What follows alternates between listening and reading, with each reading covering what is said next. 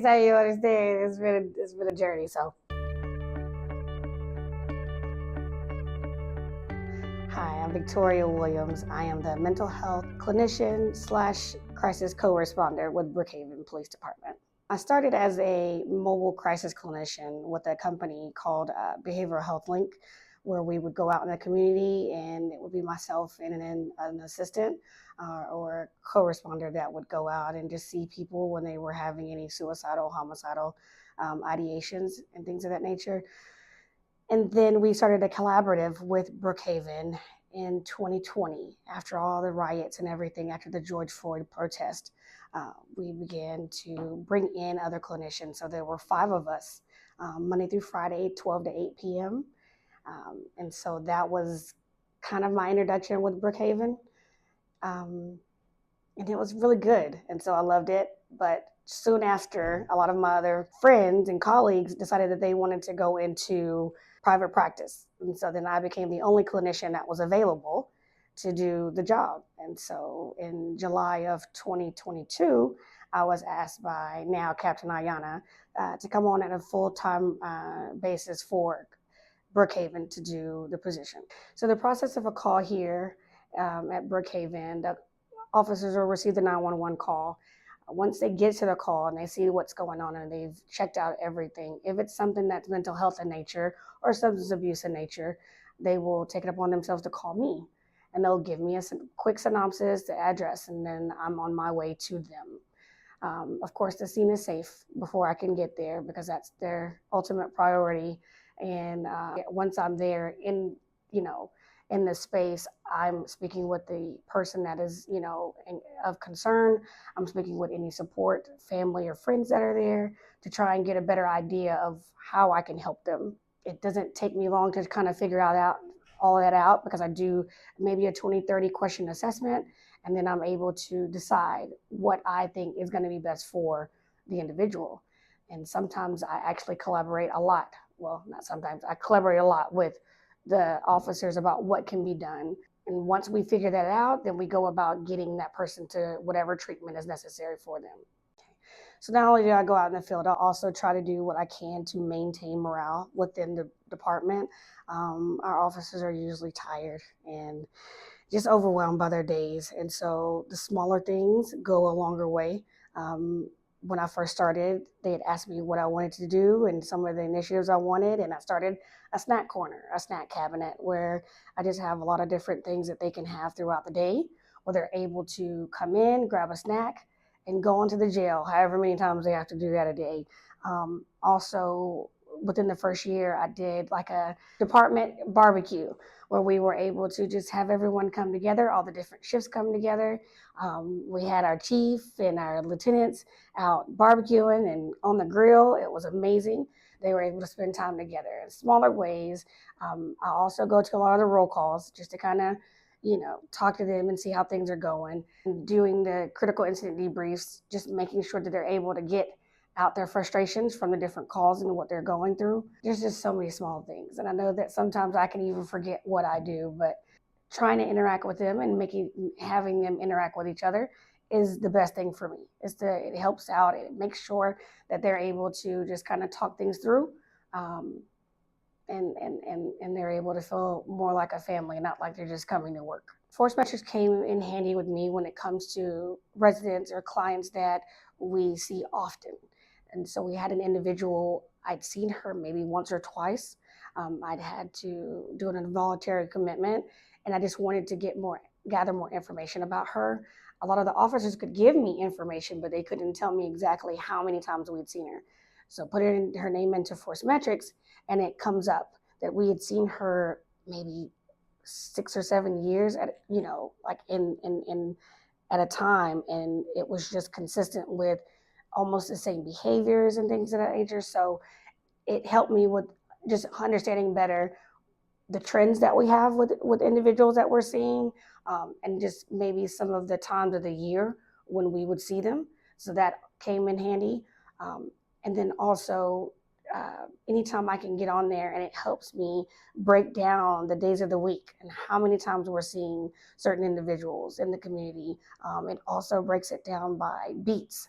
So then I know if I've seen someone on a certain side of town a various amount of times, then it helps me understand, where our hot spots are, and where are the people who are really having the concerns within Brookhaven.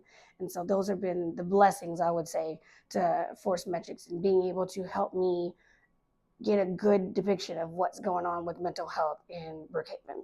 Being able to just give me the information that I was not privy to before, that I just, may not have had because it was coming from different officers who remember different things, or looking into the system but not getting a full picture. And those are extremely important to me today when it comes to being able to help my officers just have a better feel of what we're dealing with as a community when it comes to mental health. So many people don't understand that when you're really out and about and you're dealing with the community, you have individuals who are seen often, quite frequently, sometimes 2 or 3 times a week, sometimes more. The importance of something like Force Metrics and being able to put the data in there and pulling to be able to give you what's necessary is a lot to do with safety, which people wouldn't understand. You have an individual who has been seen a lot, and their mental health may be, off and on. They may be taking medications, they may not, receiving treatment or not. When they're not receiving treatment, their behaviors and their emotions are going to be a lot different. And so each time you go out to see them could be completely different. They could go out, you go out one time to see them and they're calm and they're able to talk to you. The next time you see them, which could be a day or a week later, and it's completely volatile situation. And so those are things that I want to keep track of. If the officers are able to write those things in their reports and I'm able to quickly gather them and get an understanding, then we're able to talk about that. I'm able to do roll calls where we're discussing people's behaviors and how they may have changed. The importance here lately with recent loss of a officer in the area was very volatile. He'd seen this individual a few times before, and I think maybe he had not had those same behaviors, but this time it was different. And so those are the things that departments really need to have, and it makes the job a lot easier and a lot more, I believe, safe, is knowing and having the data that's necessary to tell you the differences and the changes and the ebbs and flows and how things are going with someone who may have those mental health concerns. I do follow up to make sure that I'm actually talking to families and friends of individuals who are having these concerns, so that we have a bigger group of individuals that are really being able to help them, so that even if we see them again, we know that they're in a better spot than they were before. One of the major misconceptions about having clinicians and how mental health calls are handled by police is just the safety concerns.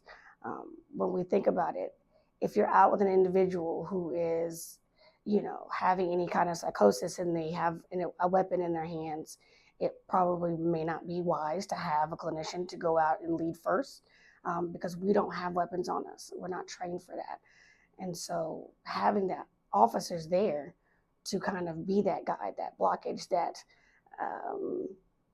protection for the clinician, then to be able to do their job. So when I go out on a call and the person is not being handled in a certain way, the officers will get there, make sure that they are, they've calmed down, they know how to de-escalate, they have trainings in that way, and they're able to just be able to calm them. And so that when I come in, I'm able to ask them questions. If we're leaving them at high volatility, they're not going to be able to give me the information that's necessary for me to be able to help them. And so the important thing is being able to make sure that they've de-escalated enough for when the clinician comes in, then they can ask the questions, get all the information, and get them into the proper treatment. And so if the public doesn't know how that works, then it's important for us to really show them and to make them understand that that's how it goes. It's always about safety. I never want to do anything to be a burden to my officers or to get in the way of a safety concern for them. Exactly what it's there. It's been a journey. So using Force Metrics has really kind of saved me a lot of time and stress when it comes to just being able to get the data together for my agency, my higher ups, and the city staff when they want to know what is going on mental health wise in Brookhaven.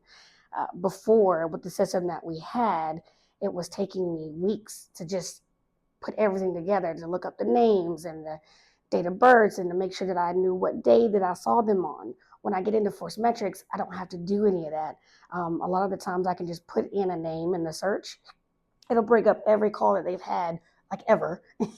I can go back and remember the dates that I have. It's just a way easier, faster way for me to be able to gather all of the information, the times that I've seen them, how many times I've seen them, what was going on the call, all of the officers' notes.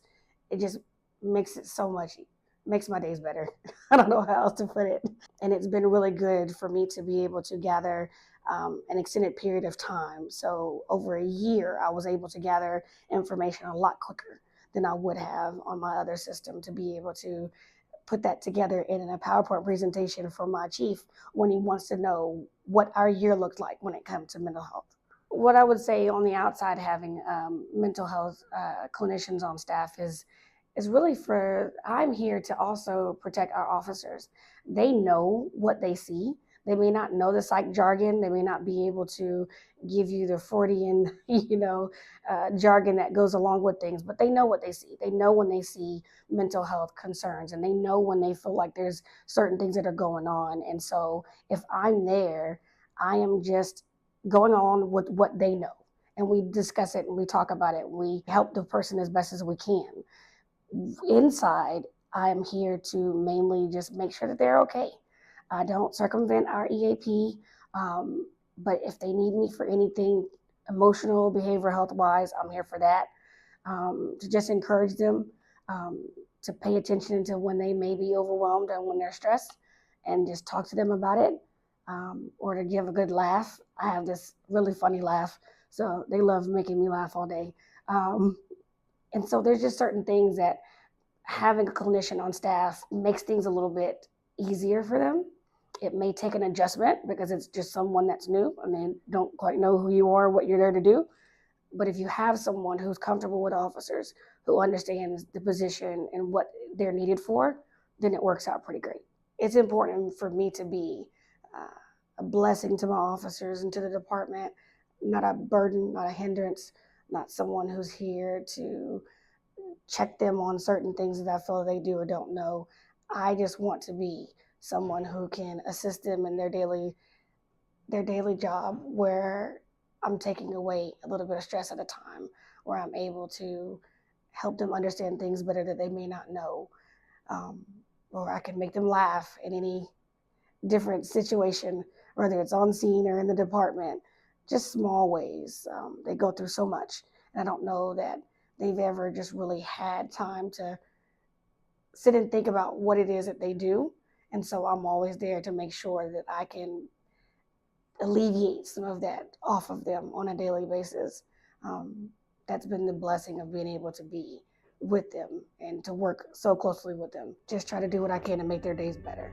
That's my goal.